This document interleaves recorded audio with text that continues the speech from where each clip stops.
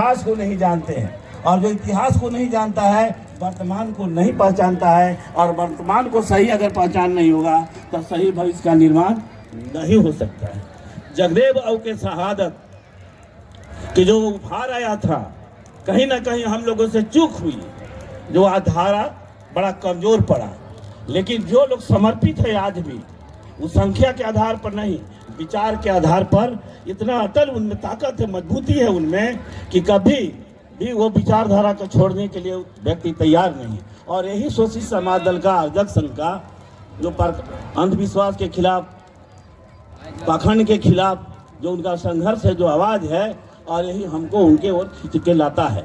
और मैं आप लोगों से मैं कहना चाहता हूँ कि जगदेव बाबू मजदूरों किसान की बात नहीं है थी, तमाम जनता में जो शोषित, जिनका मानसिक गुलामी, आर्थिक गुलामी, शारीरिक गुलामी, राजनीतिक गुलामी और सांस्कृतिक गुलामी, समाजी गुलामी जो है, वो गुलामी को तोड़ना चाहते थे। हम लोग क्या कर रहे हैं आज? हैं गुलाम, लेकिन आज़ादी के सेहरा लेके घूम रहे हैं। हम कहते हैं इज्जत रोटी का मांग। किससे करते हैं इज्जत रोटी का मांग? इज्जत आपके हाथ में है, रोटी आप कमाते हैं, तो मांग कर किससे कर रहे हैं? जो छीनता है वो मांगने से दे देगा भाई, वह बिना संघर्ष के मिलने वाला नहीं है। तो ये संघर्ष से हम लोग पीछे हट गए।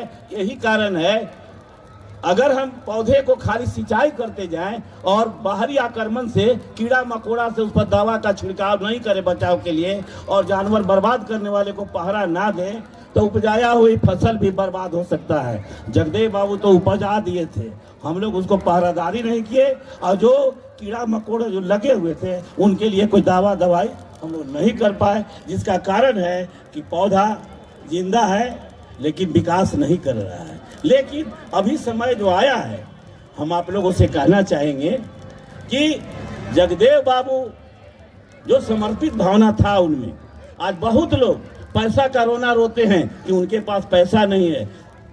हमारे जगदेव बाबू के पास पैसा नहीं था।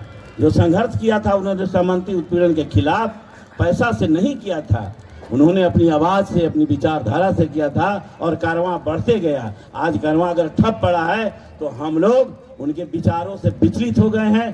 केवल नाम लेते हैं, पुण्यतिथि, जन्मतिथि, खाना पूरी करते हैं, बाकी दिन अपन काम में लगे रहते हैं। मैं चाहूँगा जगदेव बाबू का सपना साकार अगर करना है तो अपना सपना को भुला जाइए। और जगदेव बाबू 90% जनता के लिए थे, सिर्फ एक समाज के लिए नहीं थे।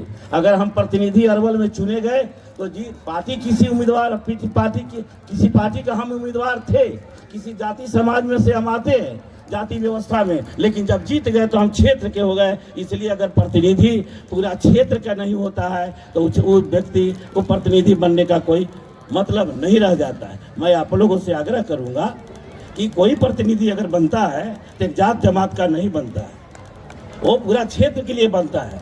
जो भी विकास कार्य करेगा, जो भी अपना व्यवहार देगा, विचार देगा, वो पूरा तमाम लोगों के लिए देगा, न कि किसी को छांट कर चलेगा। तो मेरे कहने का मकसद ये है कि प्रतिनिधि अगर बनाना है तो मैं तो आप लोगों से कहना चाहूँगा कि अगर सरकार से कोई बदलने की बात है तो 3 चीज़ है, या तो व्यवस्था परिवर्तन की लड़ाई लड़िए, या सत्ता परिवर्तन की लड़ाई लड़िए, या सामाजिक क्रांति कुछ कीजिए। लेकिन जब तक वैचारिक क्रांति नहीं होगा तब तक सामाजिक क्रांति नहीं होगा, और जब सामाजिक क्रांति नहीं होगा तो राजनीतिक क्रांति नहीं होगा। इसलिए विचारों पर हम लोग अमल करें। मैं आप लोगों से कहना चाहता हूँ, थोड़ा सा मंच है, बोलने में कोई हिचक नहीं हो तो मैं बोल दूं आपसे कि हमको बोलने में थोड़ा सा आगे बढ़ जाते हैं तो माफ़ करेंगे। एक बात याद रखिए, ब्राह्मण भाइयों ने कहा था कि सारा संसार देवता के अधीन है, और देवता मंत्र के अधीन है, और मंत्र ब्राह्मण के अधीन है। इसलिए जगत के ये पृथ्वी का सर्वश्रेष्ठ देवता ब्राह्मण हुए। और जब वही थे तो मुगल आके चले गए, अंग्रेज भी आया चला गया, अब क्या कर रहे थे? कोई मंत्र काम नहीं किया, कोई शराब काम नहीं किया। वो मंत्र और शराब हमारे लिए है। अब आप लोग इतना भयभीत हैं कि प्रयागराज में जो घटना हुई है, और जिस तरह के वहाँ के सरकार छिपाने का काम किया है, और कुछ चमचे लोग बड़ाई भी कर रहे हो सरकार को, जहाँ ये हालत है। मैं तो आप लोगों से कहना चाहूँगा कि एक बात याद रखिए, जब तक आप वैज्ञानिक सोच नहीं रखिएगा, वस्तु का बदलाव अंतर वस्तु गुण से वस्तु की होती है, बाहरी कारण सिर्फ मददी भूमिका अदा करती है। अगर उसमें हमारा नहीं है, हमारा बहुत बड़ा उद्देश्य है कि हम वर्ग विहीन समाज बनावें, जाति विहीन समाज बनावें, गरीबी मिटावें। जब अंग्रेज चला गया था तो भारत का बंटवारा हुआ, उसके पहले, और तब भारत की आज़ादी की बात है। आज़ादी की बात अगर है तो मैं समझता हूँ कि यही हम लोग को समझने की ज़रूरत है कि हमारा पूर्वजों के साथ क्या क्या होता था और कौन लोग करते थे। और आज जो स्थिति है, आप देखिएगा बॉर्डर पर किसानों का, पंजाब के अगर किसान नहीं लड़ते तो आज जो 3 मांग था वो बेचारे वापस नहीं लेते। ये झूठ बोलने वाले प्रधानमंत्री, मैं तो कहूँगा कि जगदेव बाबू को, बहुत लोग कहते हैं कि लोग बड़ी इस्तेमाल करते, मेरा विचारधारा था, मेरा सिद्धांत था, आप काहे पीछे पड़ गए? आप अगर कमजोर हैं तब कोई अगर उस लड़ाई को आगे बढ़ाया तो आपको नाराजगी क्या है भाई? आप कंधा से कंधा मिला दीजिए। तो पंजाब के 750 किसान जो शहादत दिए हैं, वैसी सरकार को, जिसको आप लोग समझते थे कि कोई बोलने वाला नहीं है, ना आवाज़ सुनने वाला है, ऐसा सुनाया कि वापस लेना पड़ा। अगर उस तरह से समर्पित नहीं रहिएगा और लड़िएगा नहीं और व्यवस्था में बना के चलिएगा नहीं। एक बात आप लोगों को दावे के साथ मैं कहना चाहता हूँ कि प्रतिनिधि आप लोग जो बनाते हैं कि सरकार से बदलाव हो जाए, तो मैं आप लोगों से कहना चाहूँगा कि इस देश में लोकतंत्र मजबूत कैसे होगा? बेईमान और कमीशन खोर और भ्रष्ट प्रतिनिधि से नहीं होगा। ईमानदार होना चाहिए, जानकार होना चाहिए था, वफादार होना चाहिए था, जनता के प्रति जिम्मेदार होना चाहिए था, जनता के साथ मिलनसार होना चाहिए। अगर ये नहीं 5 गुण है तो कोई प्रतिनिधि बेकार बात करते हैं। मैं आप लोगों से कहना चाहूँगा, इस देश में अगर ईमानदारी आज आ जाए तो कोई उम्मीदवार बनने के लिए तैयार नहीं होगा। यह आज की जो लड़ाई देख रहे हैं आप, केन केन प्रकार सत्ता में जाओ, माल कमाओ, जनता भाड़ में जाओ। अगर ये संस्कृति की आप लोग समर्थक हैं तो आपका सपना साकार नहीं होगा, प्रतिनिधि का होगा। मैं तो दावे के साथ कहना चाहता हूं संजय श्याम जी, जगदेव बाबू को अगर सपना साकार करना चाहते हैं तो 90% के साथ गोलबंदी करना होगा। अपने प्रतिशत की बात मैं बता दूं, आरक्षण तो आपको मिला है, 131 को एमपी जीत के गए आरक्षण सीट से। आज तक दलितों पर जो जुल्म हुआ, एक आवाज नहीं बोलती थी। आखिर ऐसे प्रतिनिधि से क्या भला होगा, आप बताइए? यहाँ के राष्ट्रपति सीढ़ी पर से गोड़ लागते हैं और कुछ जबान नहीं खोलते हैं। जहाँ राष्ट्रपति पद देके जो प्रतिष्ठा नहीं दिया और पद इतना बढ़िया लगता है, वो बेचारे चुपचाप रह के वही उन्हीं की दावेदारी करते हैं। मुर्मू जी महोदया जी है, उनका मणिपुर में जो आदिवासी महिलाओं के साथ हुआ, मैं नहीं कहना चाहूँगा कि ऐसे ऐसे लोग को सिर्फ पद दे देने से प्रतिष्ठा, जितना माननीय कह रहे कि पिछड़ी जात का प्रधानमंत्री बन गए, इतना झूठ बोलने वाले तो दुनिया में जिंदा या कोई प्रधानमंत्री दुनिया में नहीं। और उसको भी नारा लोग लगाते हैं। कौन लोग लगाते हैं? जिनका उनसे कुछ लाभ लेना होता है। जब आज़ादी मिली थी, आज़ादी तो मैं नहीं कहना चाह रहा हूँ, जब अंग्रेज यहाँ से चले गए थे तब 33 करोड़ जनसंख्या थी और पाकिस्तान साथ है तब 40 करोड़ से कुछ संख्या थी। आज 80 करोड़ 5 किलो के लिए भिखमंगा बने हुए, सरकार के मुहताज बने हुए हैं और उससे वोट लेने का काम करते हैं। बताइए उस जनता का क्या विकास हुआ? आत्मनिर्भर होने वाला कोई काम काज हो नहीं रहा है। मैं आप लोग से आग्रह करूंगा, जगदेव बाबू को सपना अगर साकार करना है तो 90% के साथ आपको एकता बनाना पड़ेगा। और कुशवाहा भाइयों से मैं खास कर कहना चाहता हूँ कि कुशवाहा भाई को 2 जो बदनामी है चुनाव के राजनीति में के लिए सिर्फ जात के वोट देते हैं, ये बदनामी। दूसरी बात, मारते हैं उसी के साथ चला जाता है। अभी तक इतिहास यही है, जो मारता है उसी के साथ चले जाते हैं। और समीकरण पे इनका सजिया किसी से नहीं है। हरिजन जो है बड़जन बन जाएंगे, बड़जन बने जगदेव बाबू के बंद बन जाएंगे, मुसलमान जो है हिंदू बन जाएंगे, अहिर के साथ कुचादों के साथ कुशवाहा बन जाएंगे। इनके किनके साथ समझौता रहेगी? आप अकेले मुख्यमंत्री नहीं, वार्ड मेंबर नहीं बन सकते हैं। और जब तक सबसे के साथ गोलबंदी आप नहीं करेंगे, और जहां तक भलाई की बात है, 75-76 साल में भारत का विकास यही हुआ है कि जितना अंग्रेज छोड़ के गया था संख्या, उससे ज्यादा यहाँ भिखमंगा हो गए। वो सरकार दे आत्मनिर्भर क्यों नहीं हो रहा? इसलिए कि आपके पास जमीन नहीं है। 90% जमीन पर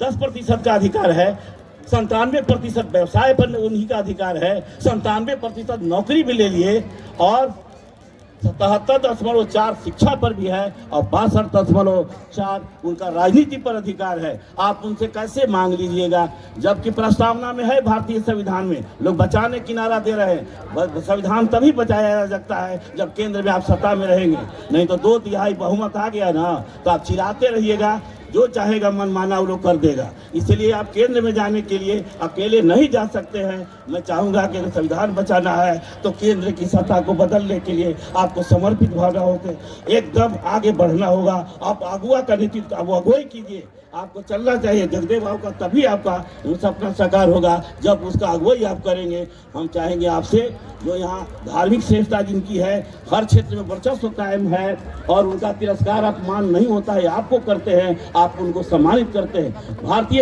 आप भारतीय देखिएगा, राष्ट्रीय गाना है जन गण मन अधिनायक जय भारत भाग विधाता, ये पंचम जड़ को स्वागत राष्ट्रीय गाना, स्वागत में राष्ट्रीय गान को रखा गया है। बताइए, अभी तक भाग विधाता वही है, कोई पूछने वाला नहीं है। मैं तो आप लोगों से पूछना चाहता हूं कि अगर भारत आजाद हुआ 15 अगस्त 1947 को, तो गुलाम कब हुआ था?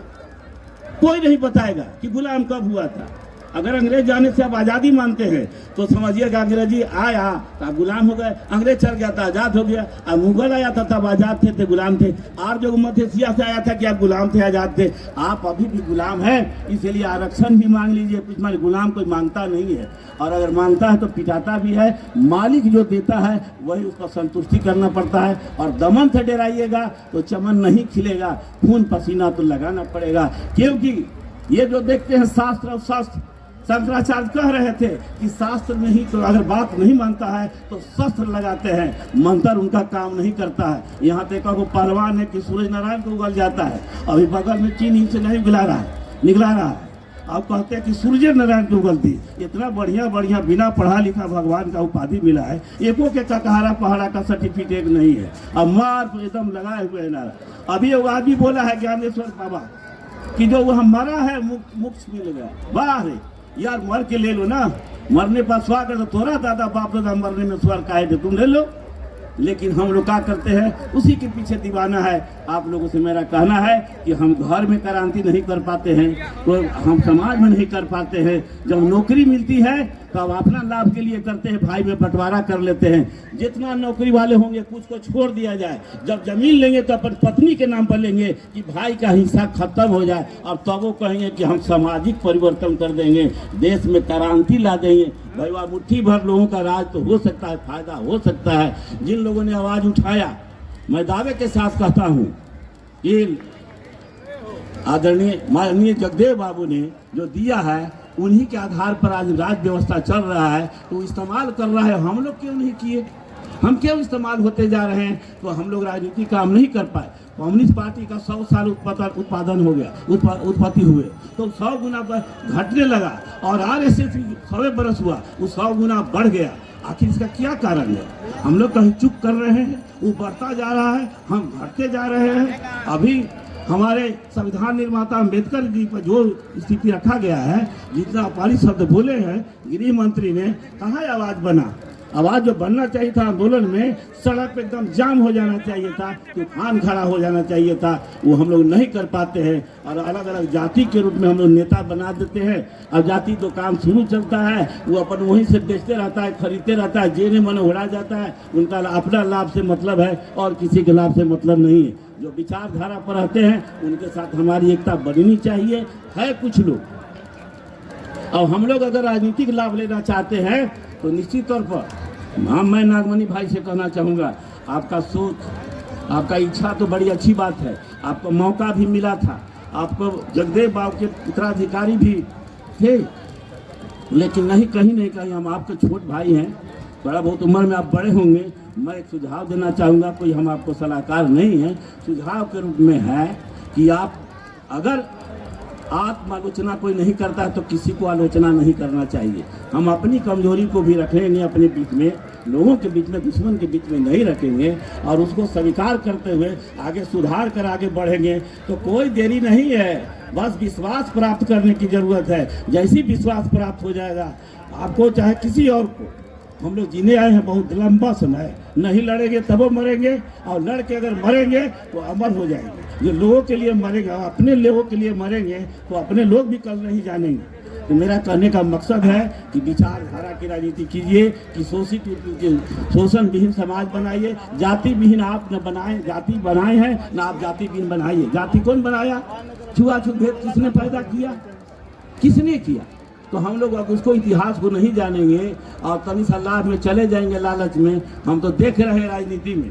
हमने कहा था विधानसभा में कि ईश्वर होता तो पार्लियामेंट विधानसभा में कभी भूकंप आ जाना चाहिए था। वो ओथ लेता है लोग, लूटते रहते हैं, कहाँ भूकंप आ जाता है।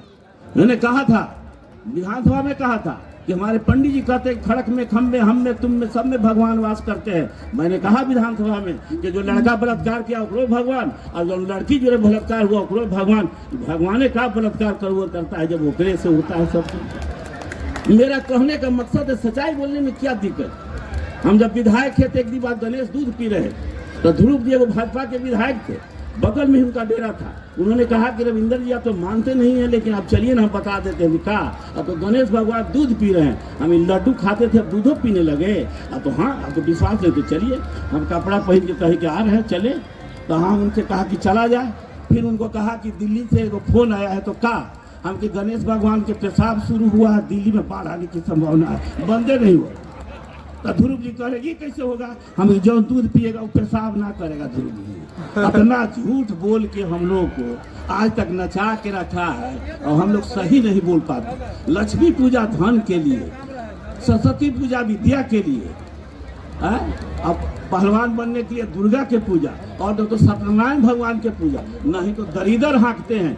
हम अपनी माँ से कहा था कि सूप पटक के दरिदर भगा रहे हो आज के दिन, दीपावली के सुबह में हकवाता है सब। हम बोला के बताया, तो पंडित जी हम ओकरा से पूछ के सौचरा घूसल कहना है, ओकरे दिन वही दिन गोली मार देंगे साले को, आके वाला डेटे खत्म हो जाए। ये तो कोई पूछने वाला नहीं है। कहा राज की बात करेंगे भाई, भाई इतना आदमी थोड़ा है। अभी भोज भात होगा, उनके यहाँ होगा तो कुत्तों बराबर नहीं पूछेगा, और आपके यहाँ उसको बीजे नहीं कराइएगा तो आपके खतरों माने नहीं है कोई है। अभी बैठा ना, अभी खाई थी। हमारा इतना बड़ा अपमान कभी करने वालों को हम लोग सम्मानित करते हैं। नव मूर्ति पर फूल चढ़ाता है कि हाथ उठाना पड़ेगा। आप लोगों से मैं कहना चाहता हूँ, कौन आज़ादी लेना चाहते हैं? पढ़े लिखे से आज़ादी मिल जाएगा। कोई स्कूल बना है जहाँ ईमानदार पैदा हो, शुद्ध अंग्रेजी शुद्ध हिंदी जानने वाले ईमानदारे होंगे। यहाँ क्रांति किया भिखारी ठाकुर एक से नाम सुने होंगे, उन्होंने जो गीत गाया है, जो दुख दर्द दिया है, प्रेमचंद का कहानी, शेक्सपियर का बहुत बड़ा सर्टिफिकेट नहीं। और जिन लोगों ने ऐसा किया है आपको देखना होगा। जगदेव बाबू साधारण विचार नहीं दिए थे, 100 में न विशोचित रही है। आप कहीं के मूल भारत का मूलवासी हम ही हैं और पूरा भारत हमारा है, ये होना चाहिए। पहले आज़ादी है ना, तो गुलामी में आप क्या मांगिएगा? अभी बहुत बड़ा मानसिक गुलामी आपको जिंदा है। उनसे लड़ाई नहीं है, अपने आप से लड़ना होगा। कि हमारे लोग जब उनके खिलाफ आवाज उठाते हैं, विचारधारा के खिलाफ, तो वो कम बोलते हैं, ओकरा से जाते हैं हमरे आदमिया बोलता है बनल है काबिल, तोरे बात सब मान लेते थे, खानदाने से चलल अब थे रुक देखूँ। अब ऐसे ऐसे लोग सलाहकार मिलेंगे, हम क्या करेंगे? महिलाओं को ले लीजिए, वही हालत है। अब एक महिला नहीं बोलेगी नौकरी वाले की पत्नी कि हमारा नाम पर जमीन ना लेके अपन बाबूजी के नाम पर जमीन ला, वो कहेंगे ना हमारे नाम पर ला, कि न भैया हिस्सा ले ले, तो ऐसे घर चलेगा।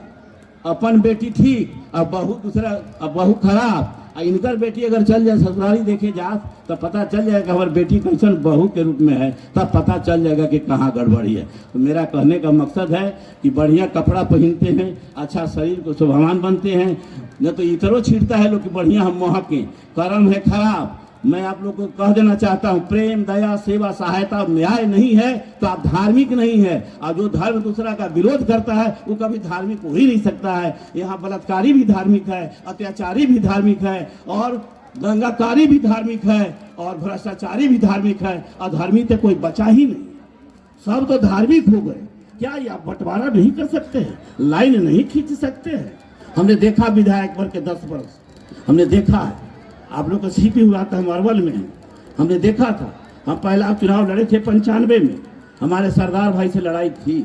हम चुनाव के दिन 4.5 घंटा 29 ताश खेले थे अपना सिक्योरिटी गार्ड के साथ, और चौप चुनाव हम जीते थे। तो जनता की जब ताकत आ जाती है ना, तो व्यक्ति और पैसा कुछ आड़े नहीं आता है। जनता की ताकत से और बाप मता से बड़ा कोई नहीं हो सकता है, मतदाता से बड़ा कोई प्रतिनिधि नहीं हो सकता है, क्योंकि मतदाता प्रतिनिधि पैदा करता है, प्रतिनिधि मतदाता नहीं पैदा करता है। इसलिए उससे अगर अपमानित करेंगे, उसको सम्मानित नहीं करेंगे, तो आप बाप मतारी को सम्मानित नहीं करेंगे, तो आप तो इंसान भी नहीं है। इसलिए मैं कहना चाहूँगा, एक इंसान दूसरे इंसान के साथ व्यवहार प्रेम और दया और सेवा और सहायता और न्याय के साथ नहीं करता है, तो व्यक्ति इंसान कहने लायक भी नहीं है। हम इसको नहीं भूलाएं। इसलिए मैं आप लोग से कहना चाहूँगा कि ये जो हम देखते हैं जगदेव बाबू को, तो हमको अफसोस होता है, ये समाज को पहचाने नहीं थे। हम इसके लिए मर रहे थे, कल क्या करेगा मेरे लिए। आप देखिए, खत्म कर, अच्छा हम अब खत्म कर रहे हैं, क्योंकि पीछे से संचालक महोदय के आदेश तो पालन करना ही है। हम तो बार बार बोलते हैं, और बहुत चीज़ लाए थे, हम नहीं पढ़ पा रहे हैं क्योंकि समय का है, 3 दिन है, कभी और रखा जाएगा। हम आप लोगों से अंतिम मेरा कहना चाहते हैं कि उनका सही श्रद्धांजलि, जन्म तिथि मनाते हैं, पुण्यतिथि का याद करते हैं, तो याद कीजिए कि हम इसके बाद जाते हैं तो क्या करते हैं, वो जो उन्होंने किया वो काम हम करते हैं कि नहीं करते हैं। केवल नाम लेके माला जपने से कुछ होने वाला नहीं है। हम उनके कामों को आगे बढ़ाएं, व्यवहारिक बने, और तब देखिए जनता का कितना कारवा बढ़ता है। इन्हीं चंद शब्दों के साथ आप लोगों को क्रांतिकारी अभिनंदन करते हुए उनको सत नमन करता हूं कि जगदेव बाबू आपने मारा है, आपको मारा है दुश्मन, आपका विचार को नहीं मारा है। हम लोग उस विचार को आगे बढ़ाएंगे और आपके सपनों का भारत बनाएंगे। निश्चित तौर पर यही संकल्प के साथ आप लोगों के साथ विदा लेते हैं। जिस समय आपकी लड़ाई की जरूरत होगा, आप लोग जिस तरह से दुश्मन आक्रमण करे उसी तरह से प्रतिरोध कीजिए। न प्रार्थना करने लगिएगा तो मामला गड़बड़ा जाएगा। इसलिए कभी कोताही मत कीजिए। धन्यवाद।